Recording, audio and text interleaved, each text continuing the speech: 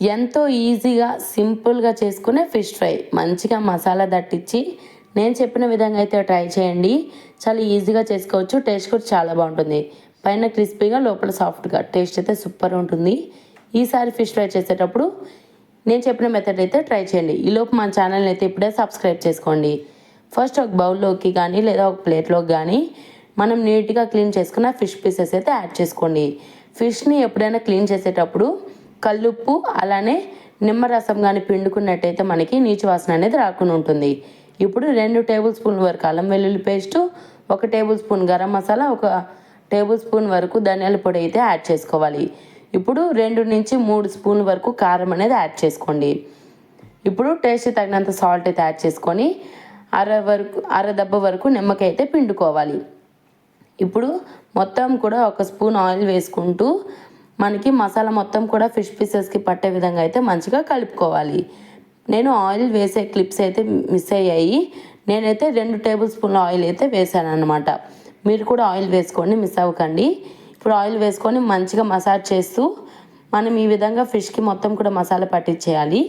ఇప్పుడు మసాజ్ ఈ విధంగా మంచిగా మసాలా మొత్తం కూడా ఫిష్ పీసెస్కి పట్టిన తర్వాత ఒక 2 అవర్స్ అంటే 2 గంటల వరకు మనకి ఖచ్చితంగా మ్యారినేట్ అయితే అవ్వాలి. ఫిష్ పీసెస్ అనేటివి ఫ్రిడ్జ్లో పెట్టాల్సిన అవసరం లేదు. బయట ఒక 2 అవర్స్ వరకు క్లోజ్ చేసేసి పెట్టేసినట్టయితే సరిపోతుంది.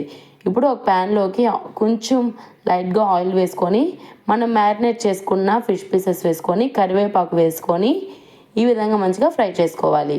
కరివేపాకు వల్ల మనకి మంచి ఫ్లేవర్ అనేది వస్తుంది. ఈ ఫ్లేవర్ వల్ల మనకి మంచి టేస్ట్ అనేది వస్తుంది. కాబట్టి ఫిష్ ఫ్రైలో ఎప్పుడు కూడా కరివేపాకు అనేది మిస్ చేయకండి. మంచి ఫ్లేవర్తో పాటు మంచి టేస్ట్ అయితే వస్తుంది అనమాట. ఇప్పుడు ఈ విధంగా మంచిగా కూడా మధ్య మధ్యలో ఒక్కొక్క స్పూన్ వరకు ఆయిల్ యాడ్ చేసుకుంటూ మంచిగా 2 సైడ్స్ కూడా మంచిగా టర్న్ చేసుకుంటూ ఫ్రై చేసుకోవాలి.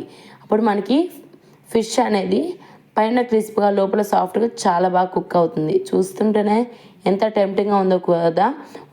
ఈసారి అయితే ట్రై చేయండి. ఫిష్ ఫ్రై ట్రై చేసేటప్పుడు టేస్ట్ అయితే చాలా అద్భుతంగా ఉంటుంది. నాకైతే చాలా అంటే చాలా ఇష్టం. ఈ విధంగా ఎక్కువ ఇంగ్రీడియంట్స్ లేకుండా సింపుల్గా చేసుకున్నా కానీ టేస్ట్ అయితే చాలా బాగుంటుంది. వర్త్ అనిపిస్తుంది ఆ టైమింగ్కి. కనీసం 15 నుంచి 20 నిమిషాల టైం అయితే పడుతుంది. లో టు మీడియం ఫ్లేమ్ అడ్జస్ట్ చేసుకుంటూ ఒకసారి ఫిష్ ఫ్రై అయితే ట్రై చేయండి. ఈసారి మీరు చేసుకోవాలనుకున్నప్పుడు టేస్ట్ అయితే చాలా బాగుంటుంది. ఈసారి అదో పనిగా మీరు వెళ్ళైతే ఫిష్ అయితే తెచ్చుకుంటారు. ఒకసారి ఈ ఫ్రై ట్రై చేశాక టేస్ట్ అయితే అంత బాగుంటుంది. ఈ వీడియోని సేవ్ చేసుకొని ఇప్పుడే లైక్ చేసి పెట్టుకోండి. ఈసారి మీరు రెసిపీ కావాలనుకుంటే మన వీడియో చూసి రెసిపీ అయితే చేసేయచ్చు. నేను లాస్ట్ సండే అయితే ఇదే ఫిషెస్తో ఫిష్ ఫ్రై అయితే ఫిష్ కర్రీ అనేది ఎలా చేశాను అనేది కూడా లాంగ్ వీడియో అప్లోడ్ చేసిన ఒకసారి వెళ్ళి చూడండి. అలానే మన ఛానల్ సబ్స్క్రైబ్ చేసుకోండి. బాయ్.